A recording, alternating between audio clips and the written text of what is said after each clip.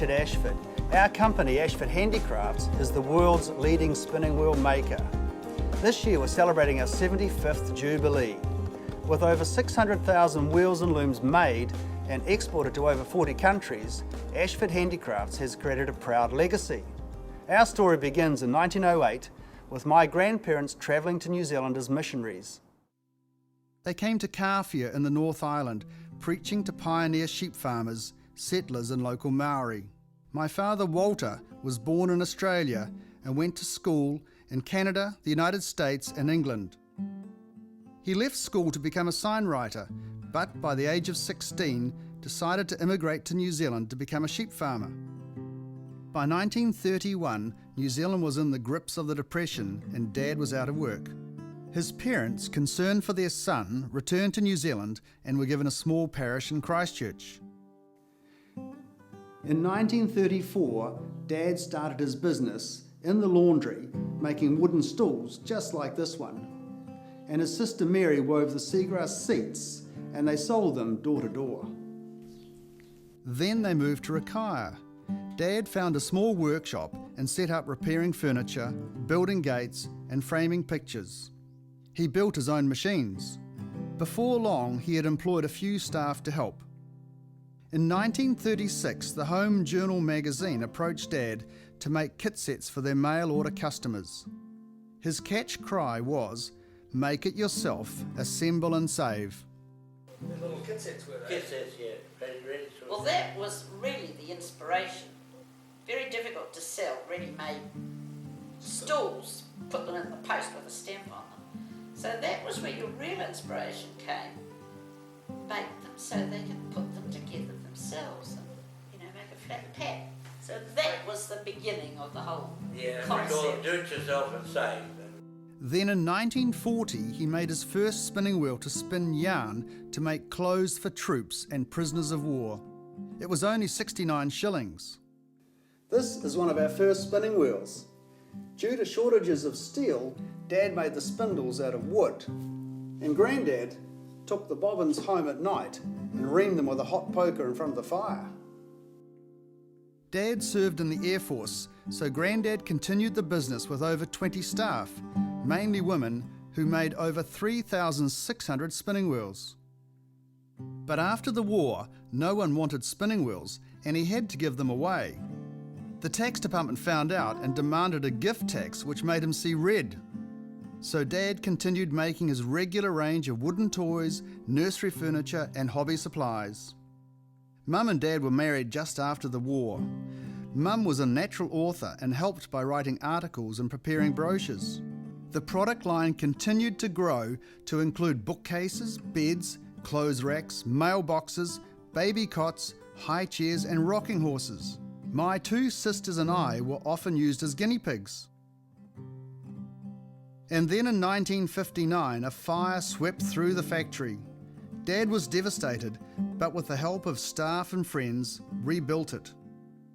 But the fire was the impetus to buy land in Ashburton and build a brand new, modern factory in front of the historic mill house where we continue today. Then in 1965, spinning became popular again. Godfrey Bowen was touring the country demonstrating shearing and promoting the benefits of wool. A keen spinner begged Dad to make 10 wheels for herself and her friends. Remembering his experience nearly 20 years earlier, he told her to forget it, no one wants to spin. Fortunately, he relented and developed the traditional. Demand around New Zealand quickly exceeded supply. Soon batches of 1,500 spinning wheels were being made. My sister Gay went to Australia to promote, and I joined the business. Exports grew, and in 1974, Joe Walding, the Minister of Trade and Industry, presented Dad with an export award and opened another addition to the factory. Mum met the Queen, and Dad was awarded the Queen's Service Medal for contribution to industry and the community.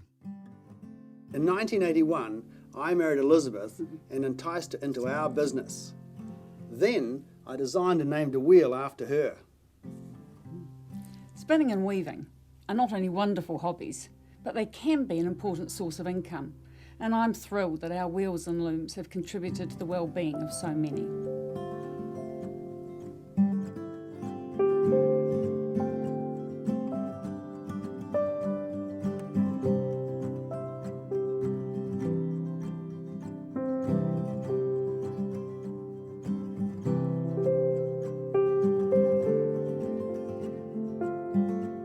Today in our modern factory we have 3 CNC routers.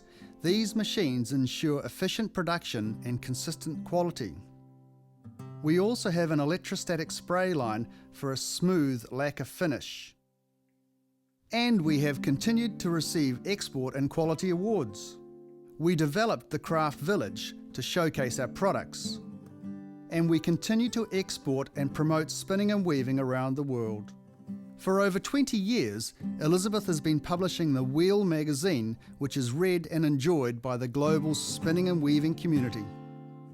We have a continuous R&D program to improve existing products and develop new ones. This year alone, we have released an electronic spinner, a wild carder, and a freedom flyer. Of course, none of this would have been possible without our staff. Over the last 75 years, their skill, loyalty and enthusiasm have ensured our continued success.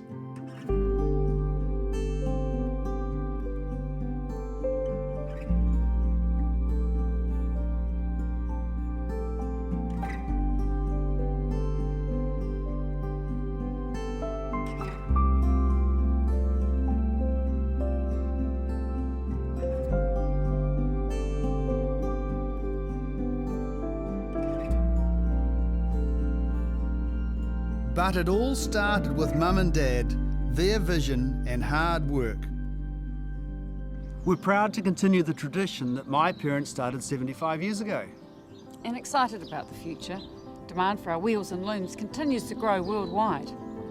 Thank you for being part of our journey.